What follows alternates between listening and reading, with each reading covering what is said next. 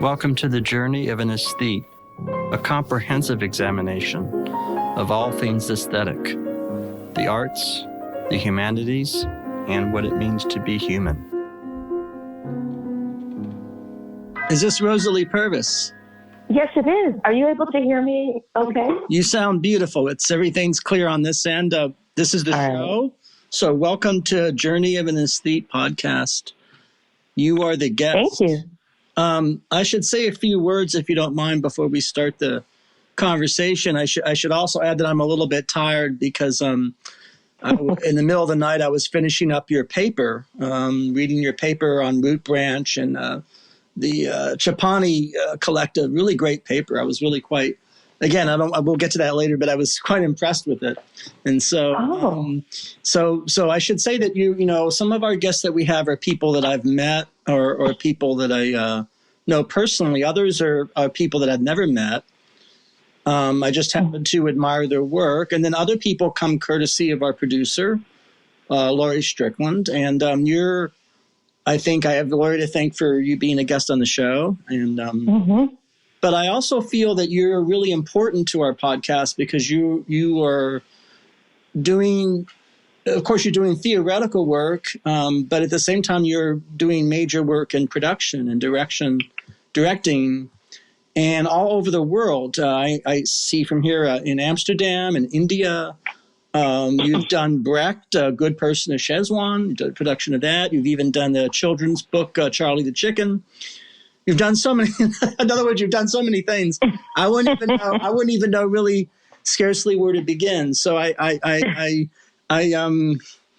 that's by way of introducing it. You could start from the beginning, how you came to be the person doing all these quite accomplished projects, and wherever you want to start is yours. So thank you.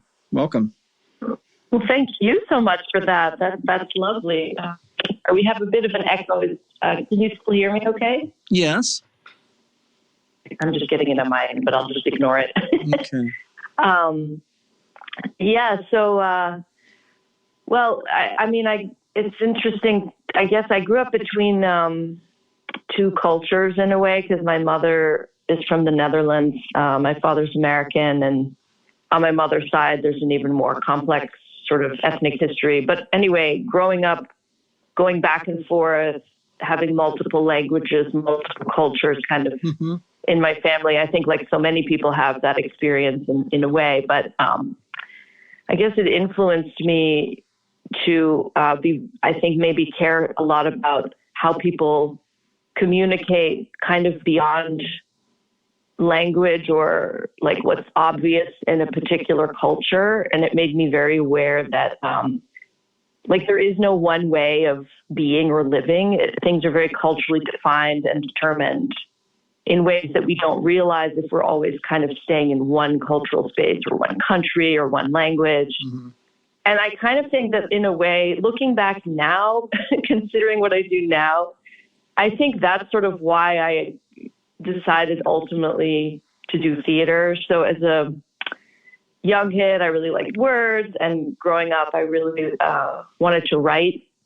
But then actually I moved to the Netherlands when I was around middle school age, and suddenly was out of my culture zone. Yes. And I think over the years, that experience sort of influenced me also to get more into exploring movement.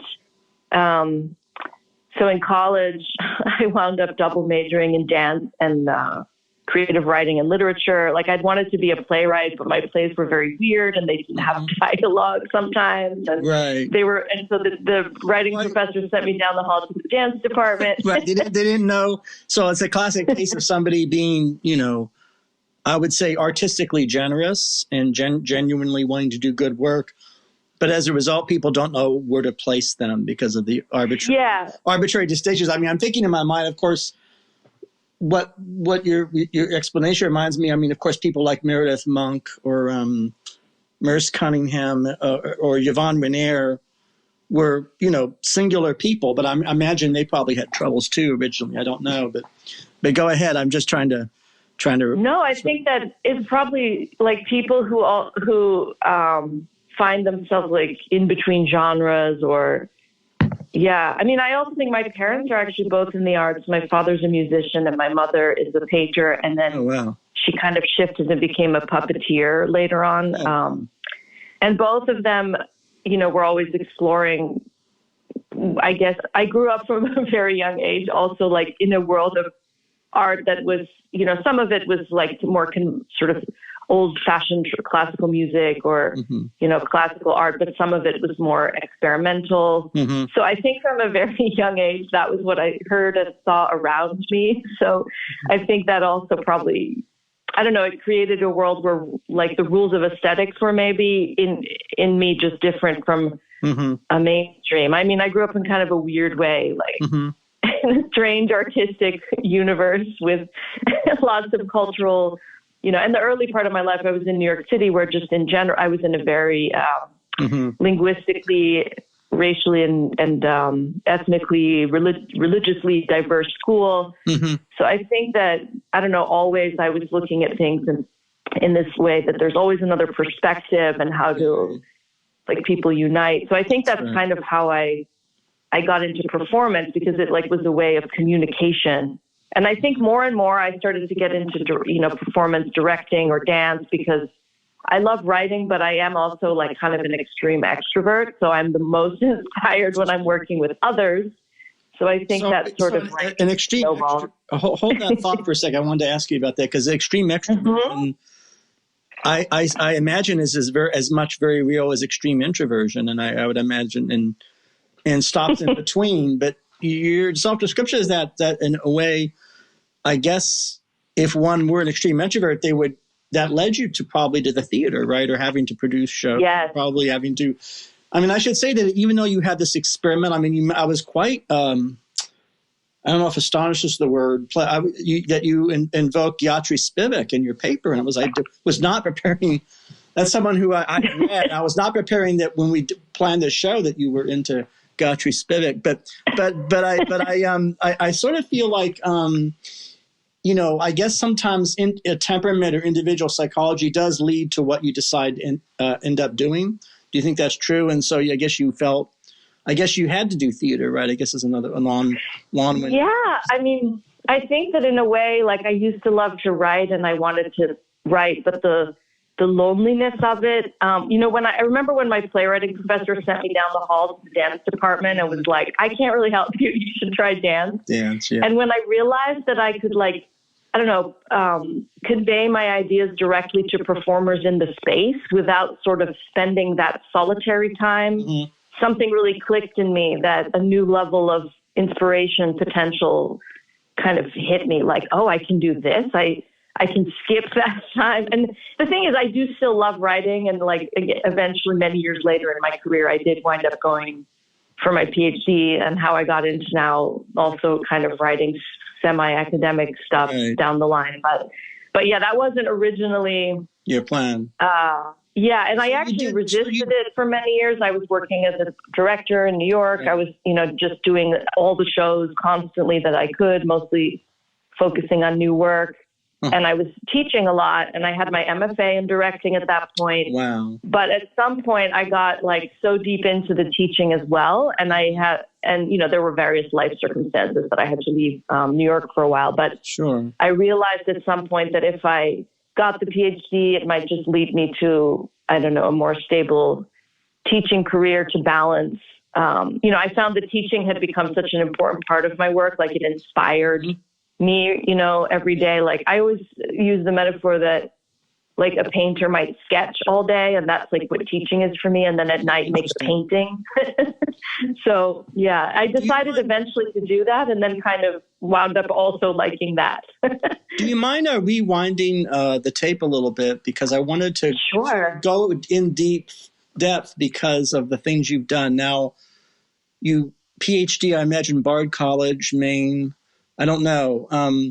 But I wanted to sort of take you back to you're in New York and some of the very first productions you directed that were significant, or what comes to mind, or it could be the Brecht, I don't know, or maybe something later. But just what if you go back, rewind the tape back to those times of just your work in just direction or a play or a performance. And then we could talk about teaching and theoretical things. But I just wanted to Sure. I wanted to ask you when you felt that I'm happy with the way this play came together, or the way this performance came together. Something that comes to mind. Well, I'll say that. So when I first finished college, I really wanted to somehow create work in dance. Mm-hmm. But then I actually had an injury working on a dance. I broke my foot, and it was in the ER that it occurred to me that perhaps I'd try my hand at directing plays because I had this idea that maybe it would be kind of like choreography, but with words, which I love also. And then it wouldn't matter if I was injured. So I'll just say that that's sort of how I rolled into directing. And I wound up applying to graduate school. I was going to apply for dance, but when I broke my foot that year, it was not a major injury, but it put me out for a few months. And I just thought, well, I don't want to wait around and like have this depend on my injury. So I wound up in my MFA program at Brooklyn College, which turned out to be fantastic. That's a really great department there. That's a really, I know. So basically a personal injury and just a change in fortune, I guess, of your life, or temporary, made you, so were you on track to being more dance oriented or choreography oriented? And this was kind of, or was that? Yeah, I was. But I didn't really know. I was so young. I was right out of college, and I didn't feel very practically resourceful. Like I didn't have the courage that some people do to just get a show together on my own. I didn't I was very overwhelmed with how to do that, plus I was, like so many of us, working constantly just to kind of make ends meet in New York. Of course. So I thought, maybe I'll go to graduate school, because school is a place where I kind of feel at home.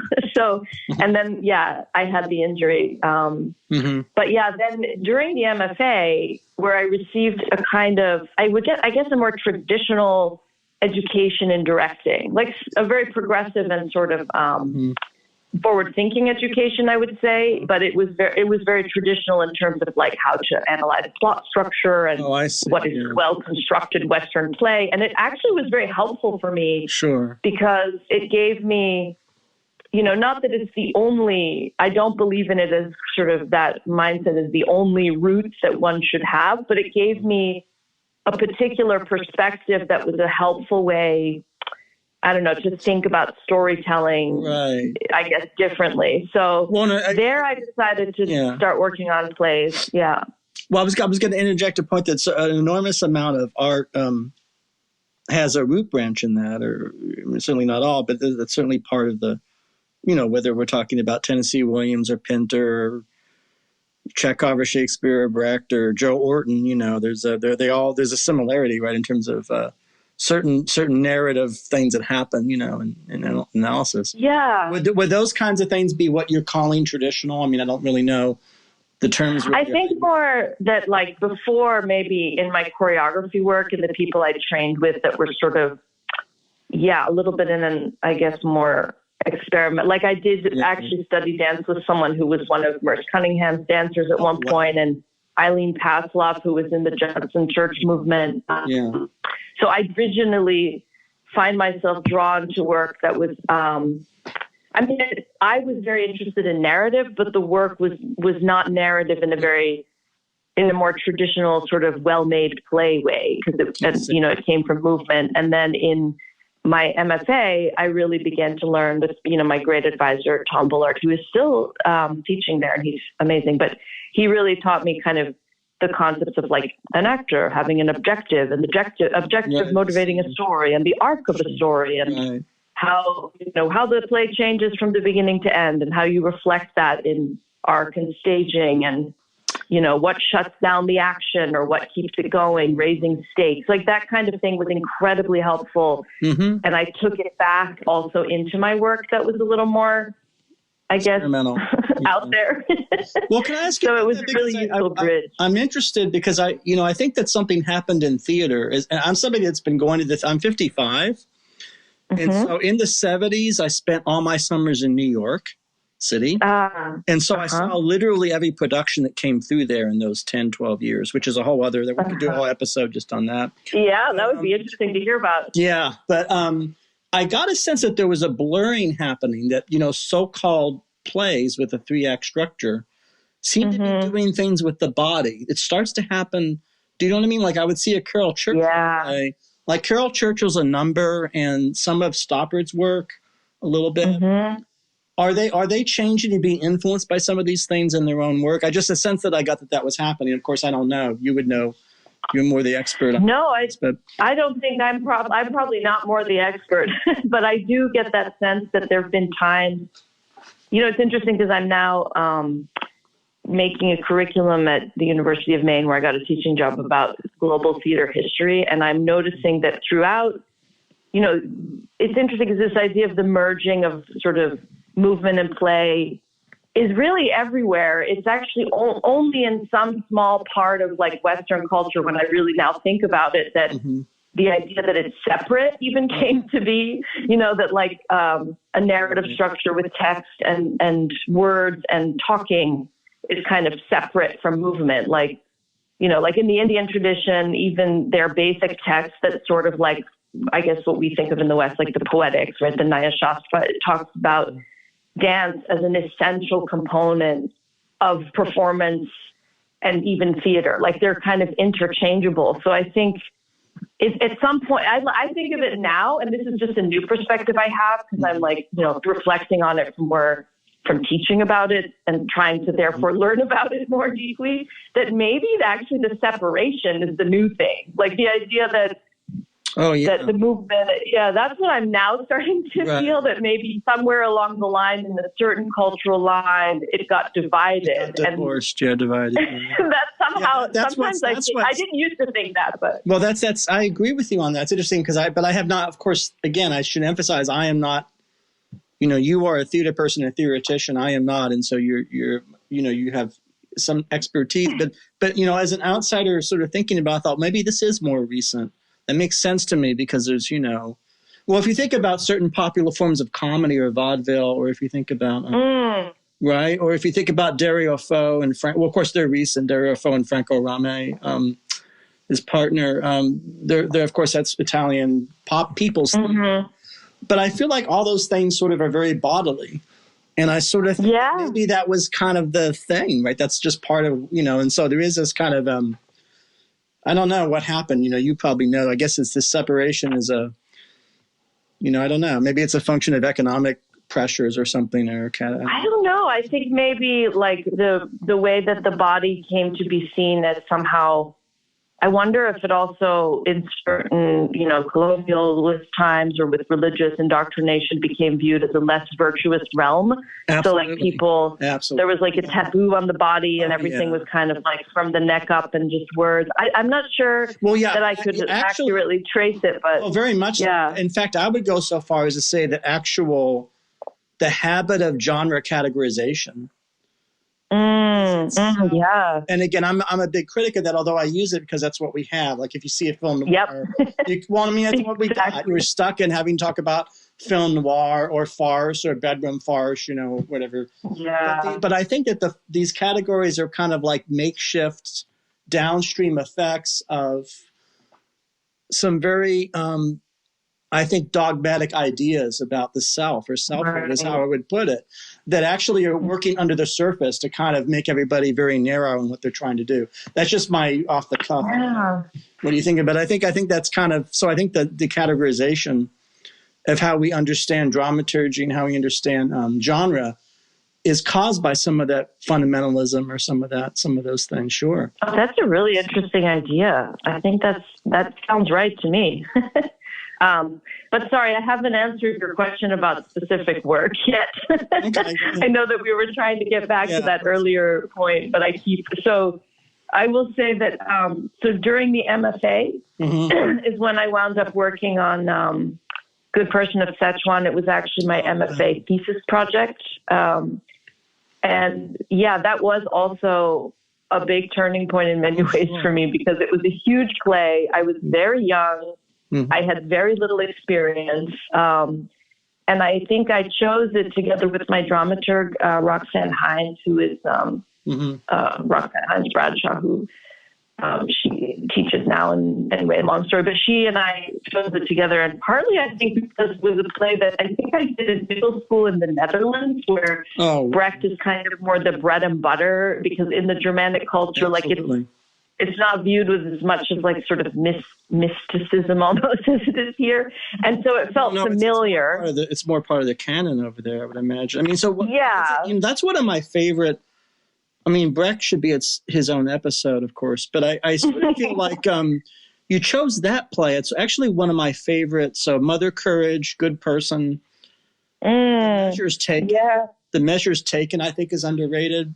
That's a little tough for an audience, though, I think. But I think Tony Kushner did The Measures Taken in 1993. Oh. Can you imagine? I should look into that. Yeah, can you imagine him? And he did it in the South.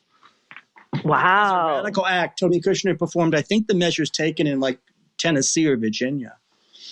And so, yeah, I don't want to get too far, but I would love to have seen that production. But I think, I sort of feel like, there's so much to Brecht, but you chose one of the, I mean, wow.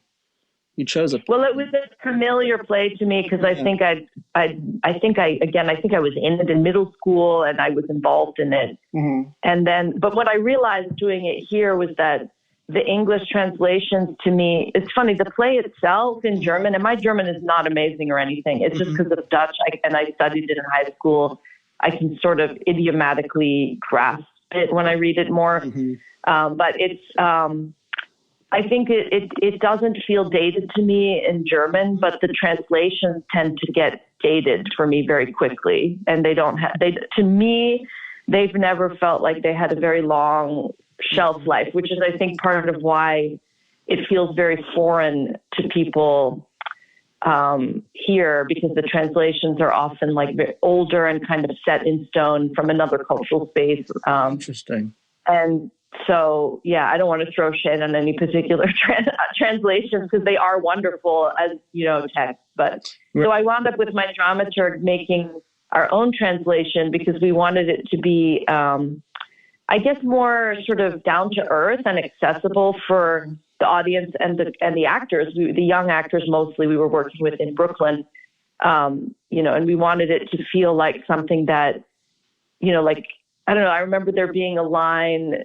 Okay, I might be remembering this wrong because, again, this was like eons ago that I worked on this. But I think in the original German, it said, like, may the gods shit on you. Mm-hmm. And I think that Bentley says something like, Eric Bentley. Yeah. Pray that the gods should smite you down for you. Like something complete. And, like, may the gods shit on you is so much more. We can grasp that, So I think may the gods shit on you sounds like Brecht.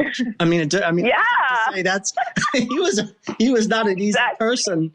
I mean, again, that's a whole other conversation. To say nothing of his Stalin, and that's a whole other discussion. But oh my gosh, yeah. I mean, but there was a lot of like the colloquialism. There was a kind of earthiness, even a vulgarity, goofy comedy at times that I felt was in the text. That So when we worked on it and we created our own music, I don't know what I was thinking. Honest to God, I was so young. I was in my mid-20s.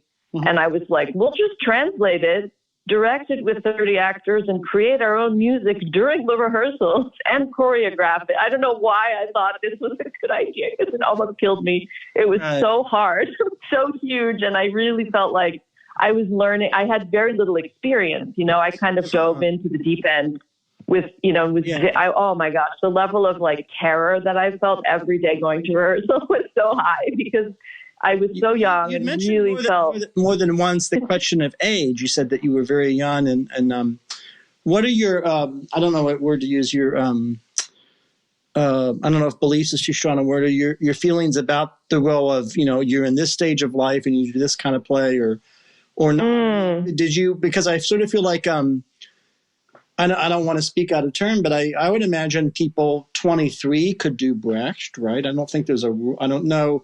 I mean, you could say that's young, but what does age mean to you? I mean, I think I was 13 when I was in a Brecht play. So I definitely think anybody could probably act in it. I think it was more for me. And maybe I was also in many ways a nervous. I mean, I've always been like, on the one hand, very so people would look at the work I do sometimes and think, oh, it's very bold. But like, it's kind of, for me, just comes naturally from how I think. And then at the same time, I also am always, I've always had like a lot of anxiety, and I want to make sure that everyone's having a good experience, so like it's this back and forth of, I think in theater, most of us feel that, right? There's like a fear as well as a passion that's undeniable. And we're constantly in this heightened state of like, this is both terrifying and the most amazing thing. Like, I still feel that way every time I direct now. And I want to say that it's getting easier, but I don't know that maybe I just have learned to manage it better. But that fear every time, like directing is one of the things I love most to do. And yet every single time I direct a show, it doesn't matter if it's for like, I don't know, 10 kindergartners or 200 people, the New York Times is coming or 5 people are coming. It doesn't matter every time. Yeah. I feel that like fear of, oh my gosh, this is impossible. What made me think I could do this? No, it's interesting because I'm a jazz musician, and pianist and composer, and I got to meet one of my heroes, Ramsey Lewis, when he came to Walken Arts Academy, who just passed this year, Ramsey Lewis, and I asked him about point blank about nervousness. Not that I was particularly nervous, but I'm wondering. I was a teenager. I asked him, "Do you get nervous?" I asked him that, and he told me, "I get nervous every time I play. I've done thousands of concerts or hundreds of concerts. I always get nervous." He says, "But but he learned how to ignore. I don't know if the word is ignore. He said he learned how to see that it was not legitimate, or it was like a way of treating. It's like he was able to observe it." And kind of evaporated. He worked on that. So that was interesting. Yeah, it's a really, it's kind of, I'll never forget that conversation. It was in a cafeteria. Do you find it like when you perform, you get nervous? Like always? I mean, there is that sense always a little bit, I guess. Being going on stage is a kind of weird, natural thing. Right. I don't know. But, I'm just wondering if it is the same thing, because that's, of course, music is not the same as theater. Playing piano. Maybe it's all the same. No, but it is very, like my father's a musician, and always, I had never noticed that he and his colleagues were nervous, but he did when I confided in him and during that production of Good Person of Szechuan, how anxious I was. I remember at the time I also didn't want anyone to know, because I was, I had like imposter syndrome. I was one of the youngest people in the program at that time. But when I finally confessed, at least to my father, that I felt that way, he was like, "Well, yeah, duh, we all feel that way." He like, "How do you think any of us get on stage in Carnegie Hall?" We like, oh wow. Like, yeah. He told me that everyone feels, he's like, "Oh, that's just how it is," and some people take beta blockers or medication or have a drink or do breathing. Like he said, we all are trying to navigate that. So I bet in music, I think any kind of performance. Yeah. What's interesting though, is that I am always anxious when I'm directing, but as a performer, now I don't perform as much as I direct, but especially in the last few years, I performed sometimes with my company in India, but I actually don't feel very nervous performing at this point. In fact, in some ways, when I get on stage, I feel the most calm of all, because it's like, I have this sense of this is the safest place to be. Like I've created this world. I'm in it. I'm living in this world that I made. I sort of know what's going to happen, and I have control over what's going to happen in a way. And I can finally also be present with everyone and really have my emotions and share them and listen. Like there's a way in which it feels the most soothing and comforting almost now to be on stage. Yep. I will say that's not true if I have a ton of lines, because then I get afraid I'm going to forget them, which is one of the reasons I don't usually take on huge acting parts with tons of lines. But I don't know how actors do it. Yeah, but it's I guess it's that's a certain kind of performance, right? That's very I would imagine that's a kind of performance that's based on the verbal or on a maximum of conversation, or monologue. Yeah, I think it's amazing that actors can do that. Yeah. I was just directing a play at UMaine, and I was observing how some of my undergraduate actors, we had one actor who filled in for someone who dropped sort of at the last minute, who couldn't do the show. And I said, well, try to memorize your lines within the next week or so. And she showed up the next day with the entire part memorized. So I'm like, I have no idea how she did it. What play is that? What are you doing? What play is that?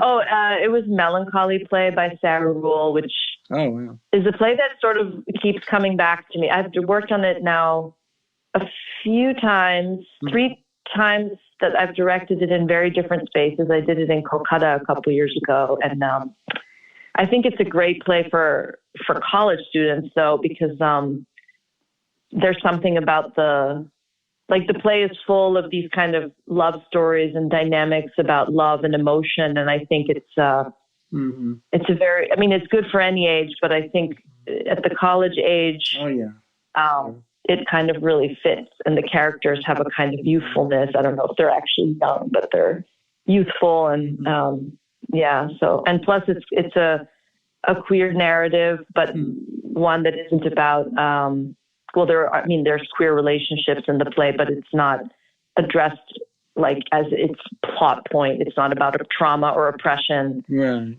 So great. It's been great in queer communities when I work on this play, especially where they've learned to only define their identities by way of their trauma and oppression, or that's like the only queer story that can be told. Not that those stories aren't important, but Melancholy Play doesn't address that.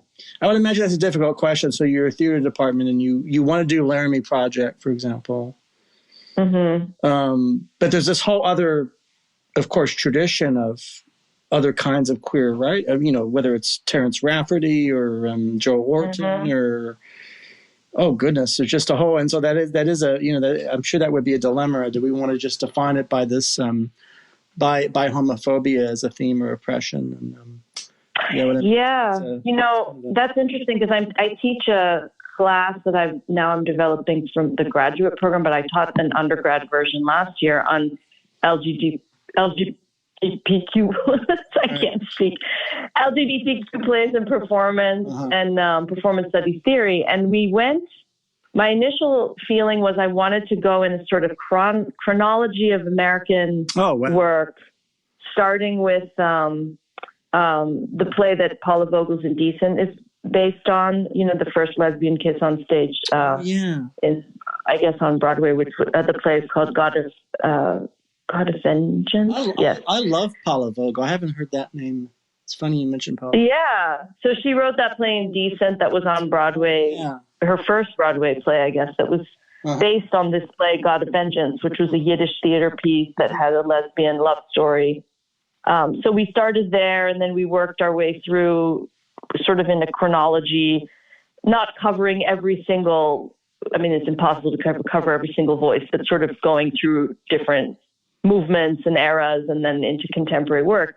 But the first so many years, the plots are much defined by things don't end well for the characters. It is so much centered around the real stories of oppression, and that is what defines so many of the stories. But of course, that takes a toll, in the community. Sure. It takes a toll on actors who if that's always how they're representing themselves or even experiencing that on stage, it takes a toll. So I start the class with this theoretical work by Jose Munoz, who wrote a book called, he sort of came with the concept of what he calls queer utopia, which is this idea, and he's a performance studies theorist. He used to run the program at NYU, and he passed away years ago, tragically, but he has this idea of queer utopia that you see a lot of performance, which is if there is no sense of like you can have a future,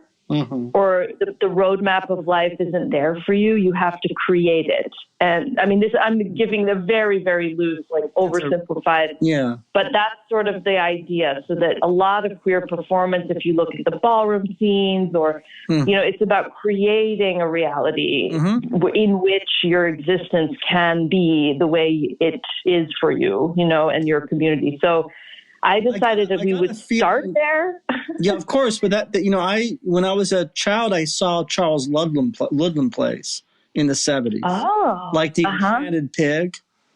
and ridiculous. And I sort of feel like Ludlum was a major theorist. Wouldn't you think of trying to create a queer? I mean, I don't know how you. No, that's a great perspective. I hadn't thought of that, but now I will. Yeah.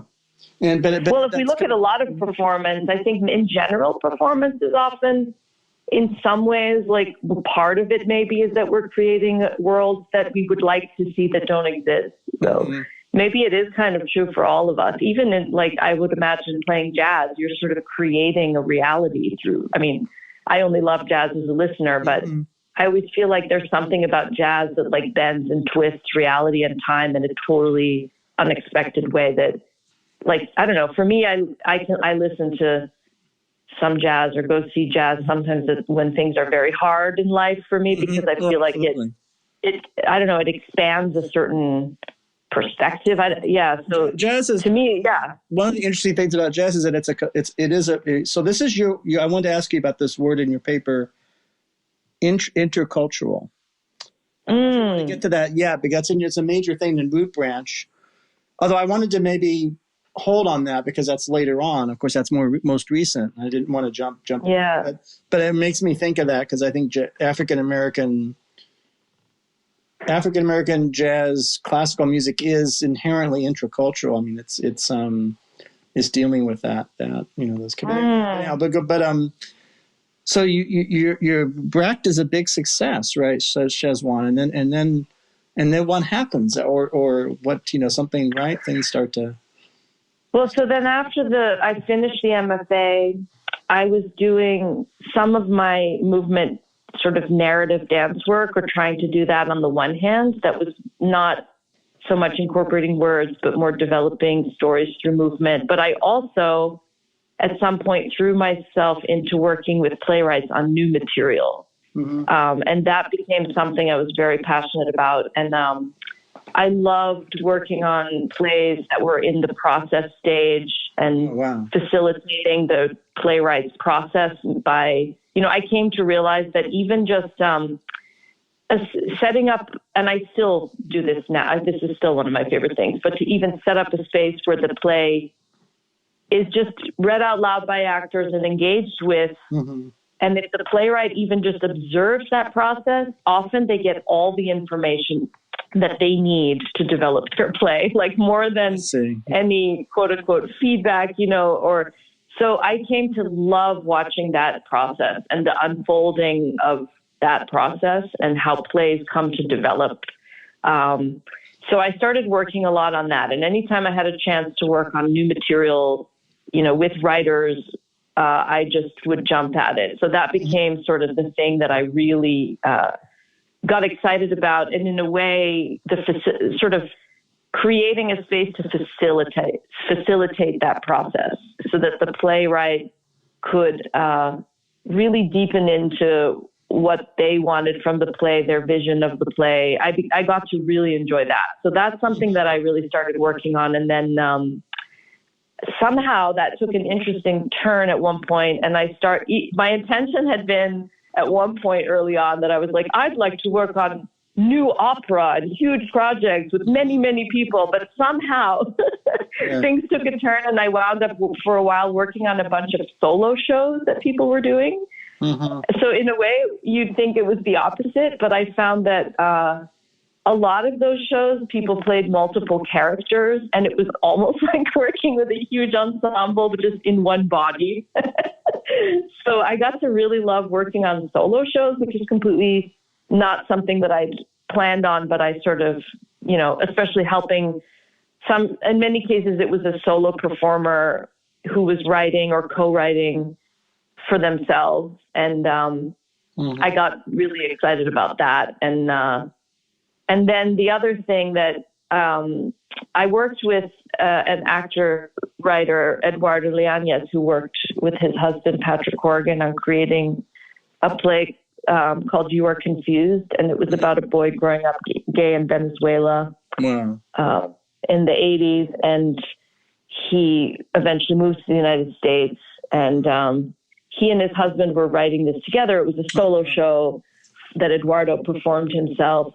And I got to working with him on that show. And that's where something extra sort of clicked because I'd been working a lot in my side hustle for many years was teaching English in immigrant communities or in language schools. So that I think, and I was later, even when I taught college, I taught a lot of students who maybe they were first or second generation immigrants or maybe just were code switching with whatever English they spoke at home. And I felt very comfortable in that arena, maybe because I grew up, multilingual. So when I started working with Eduardo on his play that was bilingual, it was bilingual with Spanish and English, and I don't really speak Spanish. My Spanish is terrible. I have passive knowledge, but something for me also clicked because I felt a sense of recognition, maybe having grown up in that bilingualness and sort of, bicultural space myself. And that's when I started to think I liked working on new plays. I liked working on things that had a kind of limitless potential of physical expression and movement. But what I also really liked was working on plays that were somehow dealing with multilingual or interlingual, multicultural, intercultural topics. So that sort of set that in motion, I guess. So that was kind of, I would say loosely how things went when I was in New York. And then on the side, I was also still at many times trying to create my own movement work. However, that also was evolving kind of side by side with the directing work. Yeah. But yeah, that work was that particular project also was very transformative for me.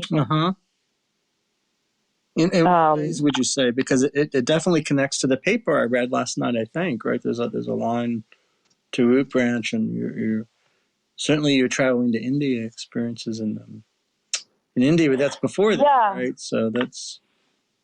Well, I think the experience of migration or, crossing borders of culture and language, which in many ways was a very defining part of my own experience. I think, I really came to be interested in that. And that was also another part of why I decided to pursue the PhD, was because I became very interested in also wanting to write about those things somehow or find a way to address them. It actually started the work that I wanted to do in the PhD when I sort of left New York and thought, okay, I'm going to pursue this part now for a while. The first thing I really was interested in when I started was, I guess what I would call transgressive cross-racial casting or issues of race in casting, because I had seen in the casting rooms in New York when I was working with other directors, for example, a lot of subliminal conversations that would go on about issues of race, but they were usually not overt and very complicated in the way people were trying to navigate. Not just race, also issues of other kinds of embodiment or, I don't know, cis actors playing trans characters or all of those kinds of themes. They were being discussed in a sort of hushed, taboo way, and not always in ways that I thought were very healthy. So I thought I would like to address what that's about. But by the time I started the PhD, thankfully, so many people had started to talk about that topic more, and the Hollywood so white thing started to become a topic of conversation in the mainstream. And right at that time, I thought, well, you know what? I don't necessarily need to be the one who addresses this.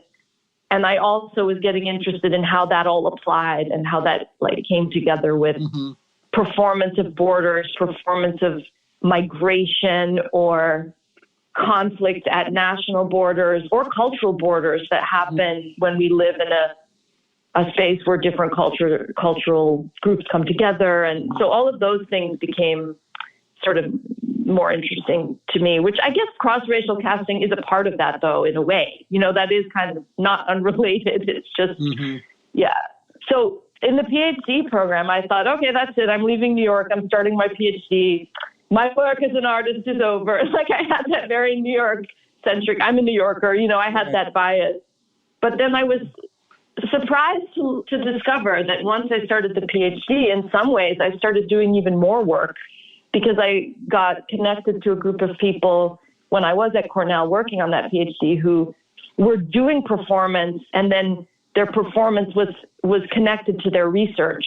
Mm-hmm. And that's how I got involved in Next Map, by working with my advisor who already was connected to some performers and scholars in India.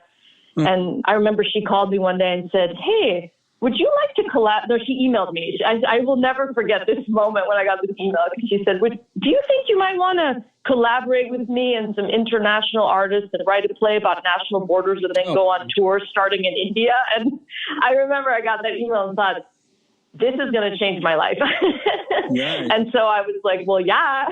So I started doing that. And it did change my life because unexpectedly, when I got to Calcutta and met the people I was working with, I felt like I had met, I don't know, my creative soulmates, I think I would say. Mm-hmm. And so now, particularly Debaroti Chakraborty, who was one of the main collaborators I worked with on Route Map with a group of other people, but she and I have now we started working together then, and we now have worked on so many projects, and we kind of do everything together now, even though she's in Calcutta and I'm here. So, yeah. So that was the beginning of that. Your India in. Yeah, that's how I got there, and it was unexpected because, again, I started the PhD and thought, okay, I'm going to become a scholar in a little room now.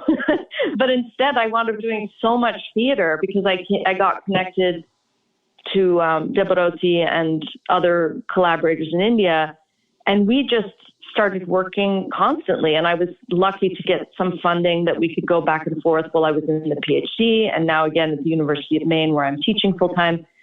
So I'm actually going back in a few weeks because we're starting a project. We're working on a few. We always have a few projects on different burners, but. Well, I was very taken with you had examples of the text, the scripts, the plays, especially the border and the guards and the people crossing and the animals crossing.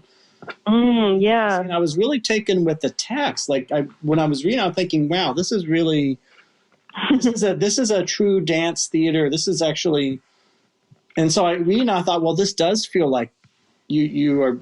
I got a sense that this is what Breck would be doing. I think today, maybe, I don't know. Oh, maybe that's cool. I wouldn't have made that connection, but that's awesome. Well, because of the political, because of the way so the play is actually. You have scenes of the play that are scenes that people taken from people experiencing in life in borders, and right, and you put a spotlight on that. But the way you do, the way it's done in this text, it's very, I don't know how to put it. It's very powerful, very effective. I mean, you should speak about it because you wrote it, and so. Well, that is probably the most politically overt sort of, can see the connection with Brecht in a way, because it was the first project I did with them. And we also collaborated with Elagu Ame, who's a scholar and performing artist from Nigeria, and Carolina Osario Hills, who's originally from Colombia, but has lived in the U.S. a long time. So we worked with a lot of people on that project. I can name many names, but we collaborated on the creation of that play. And then every time we toured it, we adapted it. Fantastic. Well, that's what I was going to say. The place that we traveled. Yeah. It feels like a play for actual use. Like there's a kind of... There's a... we adapted it a lot. There was one that, in particular, we went... we traveled to different border sites. We were in El Paso, Texas. Oh, wow. Performing the play, and we went... about this. We did in Calcutta. But at one point, one of the most interesting experiences we had was when we went to Akwesasne, which is Mohawk territory that's crossed by... It's indigenous territory, but it was crossed at one point by the U.S.-Canada border. And there's really interesting sort of border politics and complexities there. And at one point, we ourselves, it's a long story how, but we ourselves got detained accidentally on the U.S.-Canada border, because when you live in that land, or the people who live in that land, they now have to cross that border frequently just to get, like, let's say, to visit their sister or go to work. And so it's like every time, you cross through Columbus Circle or something, you have to cross a border all of a sudden. Like, imagine how our lives would be disrupted. Oh, yeah. So and there are ways to cross that border without going through a border crossing. So in a quote unquote illegal way, over on a boat or something, and people do that. And there's been a lot written about that. But one day, for convenience, we were driving and we just tried to cross to the Canada side. And we didn't think about the fact that Rosalie, who was with us, didn't have a visa for Canada, because of course she was there from India and would have required that visa. We figured it out just as we were crossing and tried to backtrack, but it was too late, and she got detained there for some hours. And luckily, our collaborator from Akwesasne was able to somehow stay with her and sort of guide her through the process, because it was pretty overwhelming. But there were things that happened on that border that we then wrote into the play. So at one point, the border guard asked her, like, so why are you here? What are you doing? And she said, well, I'm working on a play. And he went, oh yeah, what's the play about? And she said, well, it's actually about national borders. And he went, I should be the star of that play. And we wound up writing that into the play, that every time the border guard doesn't like as much what the migrants are doing, or it doesn't suit them, the border guards would say, excuse me, I'm the star of this play. Hello. So that was just one of the ways that, what we experienced actually being on these borders would shape and change the play itself. And it just kept, so it was kind of a different text. And we would go to the communities and talk to people, meet with them. People from the community would be in the play. We pretty much always worked with local musicians to do the music of the play. And then we would often throw it together sometimes in a very quick, I remember we got to Akwesasne, and the next morning we got to the theater. So we got there at night exhausted, read the script with the people we were going to be working with. The next day we saw the space for the first time. We had an hour and a half, and we divvied up the tasks. One person restaged it for this completely different space. Another person worked with the musicians, and then boom, we did a new version. So that was a very exciting and very, I learned a lot from that process. Everybody needs an anchor in life. You, me, just everybody. Anchor made this whole show possible. I'm immensely grateful to them. You too can use Anchor to make your own shows and create your own vision. Download the Anchor app or go to anchor.fm to get started. Well, that's, there's a lot of, I wanted to ask you about, more about that. So what comes to mind when you think about El Paso, Texas, and what you experienced? Well, I was only there for a very short period of time, and we were working, but I did manage to take one afternoon to myself where I kind of just explored a little bit, just a few places. And we did go out a little bit with the people who we know who live there. And I can't speak to it with any expertise, and I was totally a tourist. I was there for 2 days, but it was a fascinating place. I felt strangely completely comfortable and at home there, even though it was culturally so different from anywhere else I've been or lived. But I don't know, maybe it was the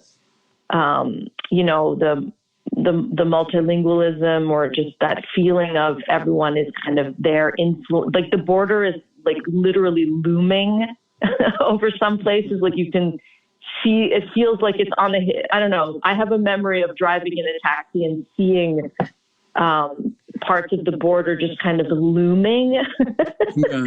So maybe that feels, in a way, maybe because of how I grew up, kind of natural. It was a visual representation of, we are on the border. Yes. And maybe that's what life in New York sometimes, there are borders, in New York City, there's borders everywhere, right? Yes. My mother now half the year lives in Washington Heights, which is where I lived as a kid. And you can cross a block in Washington Heights and be in another world, and it's a border. Like 181st Street and Broadway, there's just demarcated borders there that are not official, but we know that. So I think in some ways it felt like, you know, something that as a New Yorker was familiar to me, and but of course in a very different cultural space. And like Texas, I've been to Texas like twice. I know very little about, you know, what it's like to be there, but yeah. Well, but I loved it. Loved being there. I would love to go back. Well, it sounds like you're going to go back to India very soon, right? Yeah, and I think this is my 7th or 8th trip. And yeah, so that project, the first project we did, Route Map, was our most politically sort of direct one. But after that, everything we worked on, I would say, was often more like Deborah and I are working on an ongoing duet that we call Nothing Happens in Women's Literature, which is, you know, kind of a joke of that. Right. That's been often said about women's literature. And we work with work from women's literature, but it's mostly about her experience and my experience in 2 different, seemingly extremely different cities, but as women who have actually a lot in common, both in terms of our daily lives as academics, as professors, as women, as, you know, caregivers, at times breadwinners for the family, or artists, or, you know, and just how we have to perform and present and be in our lives. And then also the fact that, strangely, when we look at our family history, even though her grandparents were immigrants from Bangladesh during the partition, was like, you know, which they experienced a lot of political violence. And my mother's parents were concentration camp survivors. It's weird that when we talk about our grandmother's experiences, they're strangely, shockingly similar, like how they rebuilt their lives. Or so I don't know. We think a lot about, particularly we didn't used to think this was about us being women, but now we've come to realize that that's a defining part of what we do. But we make a lot of work that just kind of deals with our own experiences and how they are similar and different, and also the experience of how much we've become like sisters and we're often apart, and how much we long to be together again. Yeah. So a lot of our work has become more about the, I guess I would say, emotional, more private, personal parts of borders and culture. So that kind of took a different twist there when I started working more closely with her. Rosalie, I want to ask if you know the film, seen Chantal Akerman, John Dielman. It makes me think of that film. Oh, I don't think so, but I should make a note of it. It sounds like it would be interesting. Well, John Dielman is a magnum opus by Chantal Akerman. It's a 5-hour, 6-hour film from the mid-70s Belgium about a woman. Well, it's very bodily and choreographed. It's about a woman who is a housewife who takes care of her son. But a lot of the film is her preparing food and cutting vegetables, and it was actually it's considered like it's considered one of the major works of cinema actually the past 50 years. I've heard of it, and actually someone recommended it to me once before, so I should definitely. This is a sign. Yes, well, I mean, I only mention it because your new project sounds like it could have been inspired by that film, though you haven't seen it. But that's all. You know, it's interesting to. Yeah, I'll definitely look at that. Thank you. So it's good that you continue to do that with your sister or the sister in your. But that's I guess I wanted to ask about your earliest. Well, not earliest, but your early memories or feelings about India or the things you were doing in India, and maybe how that changed or shifted or evolved. Just anything that comes to your consciousness you want to say about that. Well, the first time I went there, it was very overwhelming I would say even physically, because so many aspects just of the physical experience of being there are so different from what what I've experienced before. There's the aspect of the climate, the type of air, even the air quality, the smells, the sights, and how you read visual signs and languages of the textiles or the, just architecture.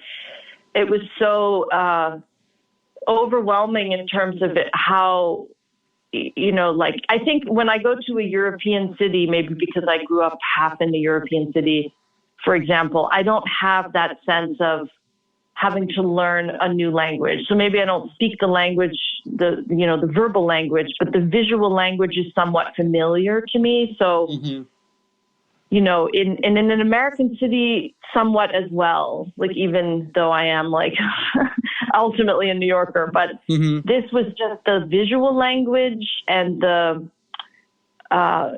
sometimes I didn't know what it was I was seeing or what its significance was or what it meant. Like, I'll look at a building and not know what it is or what kind of building it is, or if it's a expensive one or like all of these. So signs, So what you're saying is that you learned to read certain things over time. I guess that initially you didn't read, or weren't. Is that true? Fair. Yeah. And I was very aware of that, of not knowing how to, and so there were so many overwhelming new sensory, or even the sounds, like the way the traffic flows and the way, people often honk just to say, I'm coming, not like get out of my way, or, oh, interesting. So there's a completely different flow of life. And, there's just so many things that I hadn't seen or before. And then, so I had to process just so much information, and it felt like a processing that was very physical. Like, my body had to learn to understand it. It was a gut level, not a rational processing. And each time I returned, I started to investigate or notice that more and how that would evolve. And then there were certain things I became fascinated with, like in particular textiles. Well, I love clothing and textiles and like how people express through like adornment and so like if you suddenly see a completely different language of clothing and textiles, it's like you have to learn another language of that. So that started to really fascinate me. But then the main thing is that I felt such a sense of, I had met, Rosalie, her family, and the other people very close to her, that at the same time I felt so at home with that group of people. And even, I remember there was one visit I went by myself, and I went to stay with them, and I had just gone through a very difficult time in my life. And I just felt like I arrived in their arms, like in this collective communal, supportive embrace. And I felt that they just supported everyone, the children, like without knowing even what I had gone through or my experience, everybody, it felt like just supported me in so many ways that I felt this sense of, familial belonging almost. And I feel that way so strongly with this community. But at the same time, I also know that I return each time, and lately I've been grappling with this and talking about it a lot with Chaepani, and I have all the benefits when I'm there of this like community, this family feeling, but I don't have any of the burdens or responsibilities.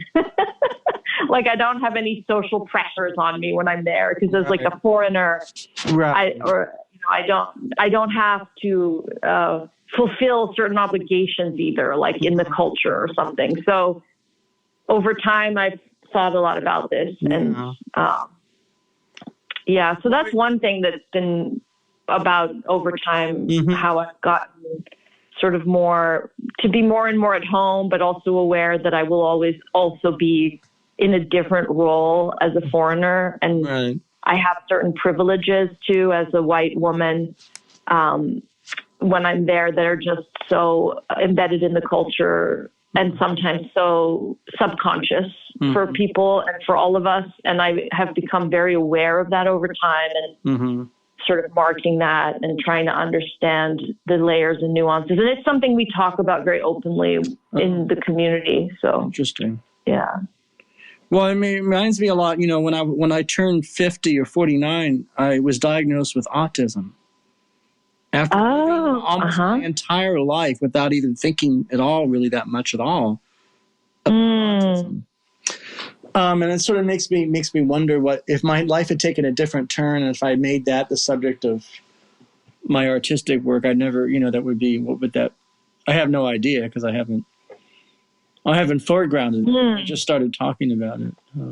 Oh, that's fascinating. Yeah. I mean, recently one of my students directed a reading of a play about a woman with autism, Barbara McClintock, who was a very, and actually they wound up casting a young queer student who also has autism in the role. Oh, okay. And there was like this profound sense of, and the playwright also identifies the same way. Mm-hmm. And so it was like this playwright, this young student, and Barbara McClintock came together in this understanding through that decision of casting and the reading. And it was so amazing to see. But that's a very profound and significant, I mean, I almost would say superpower in seeing the world from what I gather from my students and people in my life with autism. That's really fascinating. Like, I don't know. I think of it as a superpower because when I look at don't know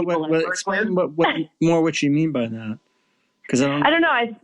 I'm no expert, of course, and I'm not living in that experience, but I always find over the years, my students and people I know with autism often have a perspective that is not always clear to everyone else. Like they bring a perspective to things and an insight that I consider, at least in what we do, to be super significant. Like it can sometimes pierce through a cloudiness of understanding into something completely new. I don't know if I'm explaining this well, but well, I mean, it's your. I don't know. I think anyone who's not neurotypical has a superpower to give to bring us in creativity. That's my opinion.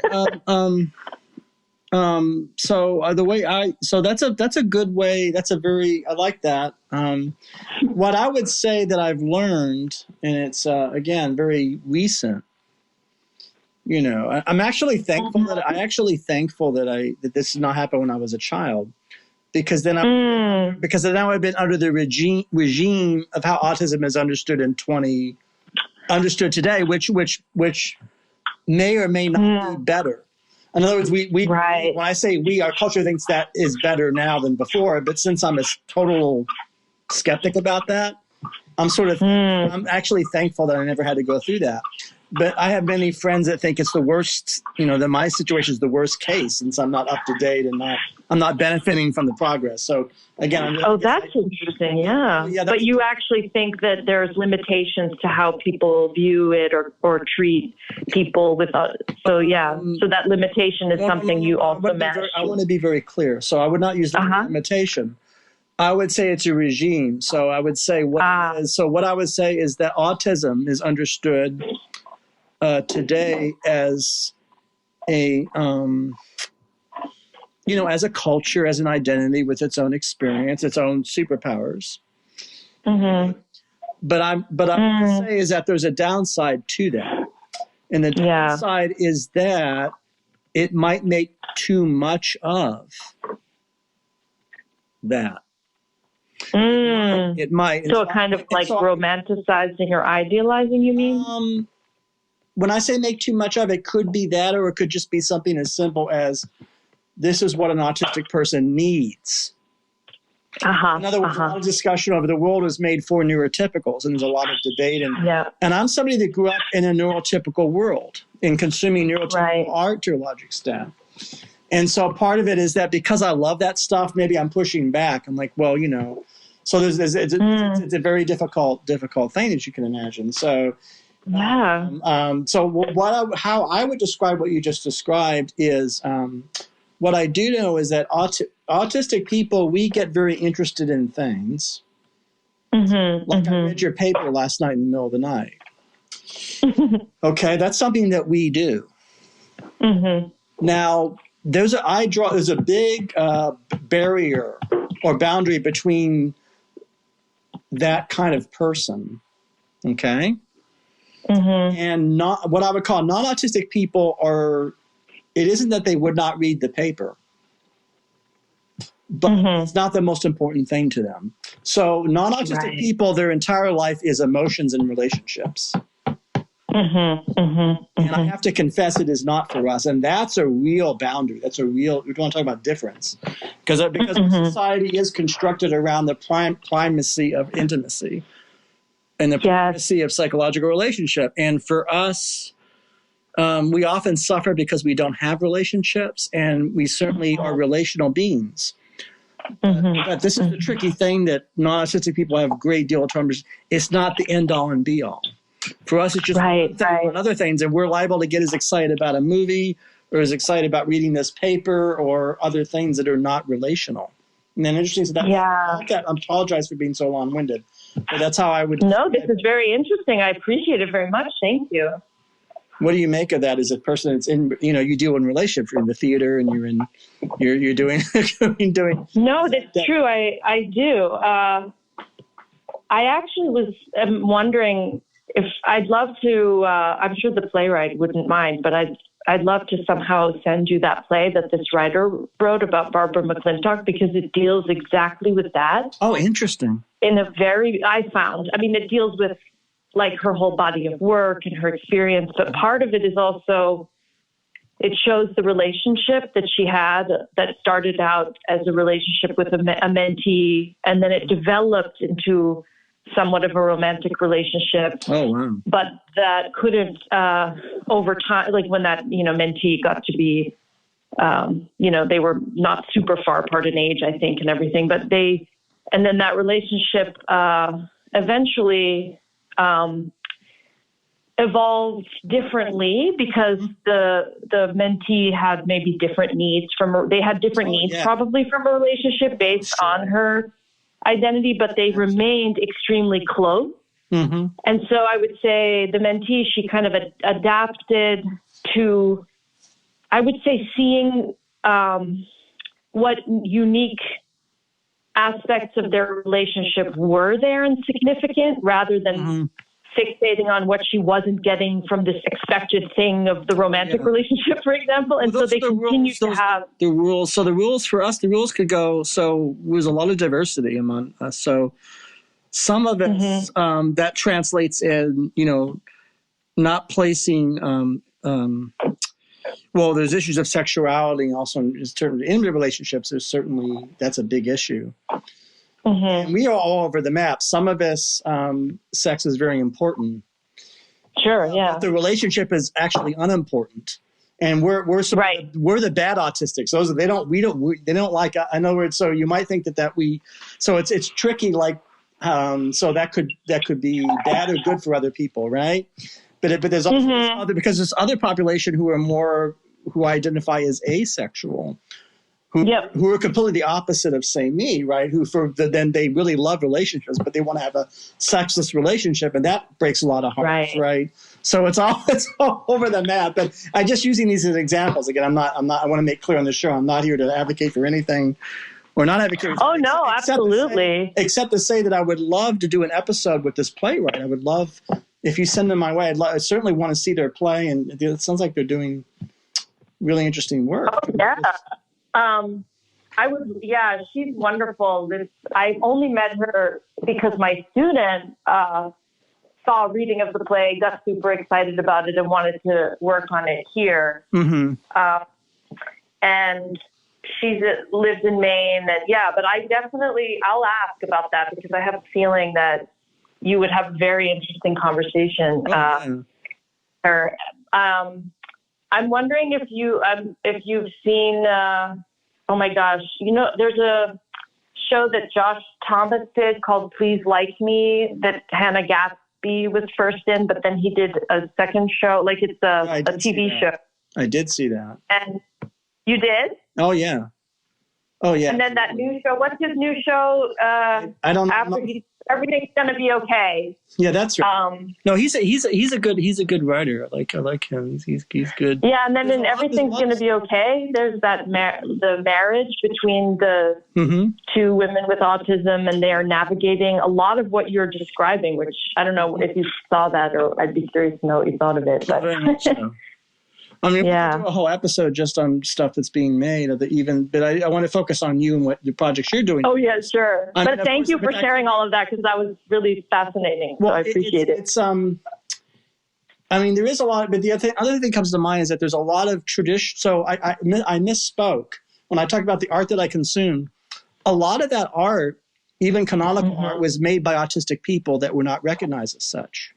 Vladimir Nabokov, right? David Byrne of the Talking Heads. You know, I mean, actors and actresses. Daryl Hannah is autistic. I mean, they're I didn't know that about Daryl. That's interesting. So what is interesting? So in a way, that's where I call into question. That's in a sense why I call into question the non-autistic, autistic, neurotypical. It's a lot more blurred and fuzzy, and a lot of things that are autistic, you know, have been able to get through and appeal to the general public, obviously, in music and art, you know, and that's interesting. It's interesting. Yeah, that is fascinating. No, that's my impression from what you're saying. That too is that there's such diversity within that quote unquote labeling. Yeah. But I mean, in your own work, you're dealing a lot with identity and these things. I'm sure you've had a lot of ideas about all this. Yeah, but I'm certainly no expert on this topic. But I always learn a lot from listening to how my students describe their experience, or you know, my collaborators. So, what kind of things have they been saying? I mean, at least when you worked on this play, were there any things that you wanted to? That without getting too much into the weeds or into the Oh, you mean this play? I didn't actually myself. Yeah, just work on that play about Barbara McClintock, but I observed how my students handled the reading and how sensitively they, sort of addressed. You know, what they really did was create a space for the playwright, the actor, and the character to navigate that together within their own understanding and identity. So I would say that this student director, who's fantastic, has Belgilis Moret is their name, but really handled the topic by creating the space where the people who actually sort of related to the identity between them could have their experience of it, if that makes sense. And that was something that, I just really appreciated how they did that. And it meant a lot to that. We saw the actor and the playwright, you know, who they sort of connected over that understanding and also, you know, through this like legacy of Barbara McClintock. So yes. Yeah, I thought that was really major scientist and very, very. Again, that could be its own episode. Some of her research. Absolutely. Yeah, I'll definitely connect you to this playwright. I'm apologizing that her name is escaping me at this moment because I'm a little. But I'll connect you to her for sure. You know, even good things come to an end. Even, and this has been a good thing for me. I really loved talking with you, and I've loved your generosity. And thank you. You too. And your immense, because you went into individual works, which I appreciate. Is there anything you want to say before we conclude that's important to you at this time, or that you want to say? It could be about Root Branch, or it could be about theater, or anything that you feel you just want to get in there and say that comes to your mind. Well, your questions were so beautiful and thorough that I feel like actually I don't know that at this moment that there is. I guess what I'm just left thinking about is that, I think as you said early on, their sort of temperament or different aspects of sort of who they're born to be as being, whether it's their personality or their all the various aspects, shape so much that genuinely how you see the world, what you consider to be, beautiful, or what you consider to be, I don't know. And I think that it's very important that we recognize that we have a lot of diversity in how we experience those things, and that we kind of challenge the singular mainstream version of that. You know, like, so I'm always talking about this with my students in directing, that I have them all bring something to class that they consider to be beautiful. And the first thing we realize is that what we think of as beautiful varies, you know, or attractive, or, you know, and that our mainstream culture presents basically only one option of how we define certain aesthetics. And I think that all of us who have different types of diverse experiences, like, I feel like my idea of, say, beauty and attractiveness is completely different in my queer identity as it is for, you know, but yet the dominant culture presents one particular version. And I feel like if we fall outside of those categories, which I actually think most of us do, then we are constantly having to like fight for our ability to feel what we feel and value what we value. And I think for that reason, pursuing the art that we do really from like who we are is extremely important. So I guess that's what I'm left thinking about also from what you said. And I appreciate that. So thank you. Well, thank you. And this has been really an enjoyable episode. And it really kind of representative of what my podcast aims to be about and aims to accomplish. So thank you, Rosalie Purvis. I'm so happy to hear that. Yeah. And I hope anytime. And if I can ever be helpful to the work you're doing in any way, please let me know. Thank you very much. All right. Thank you. Bye. I don't like goodbyes. So I'll see you soon, folks. Thank you.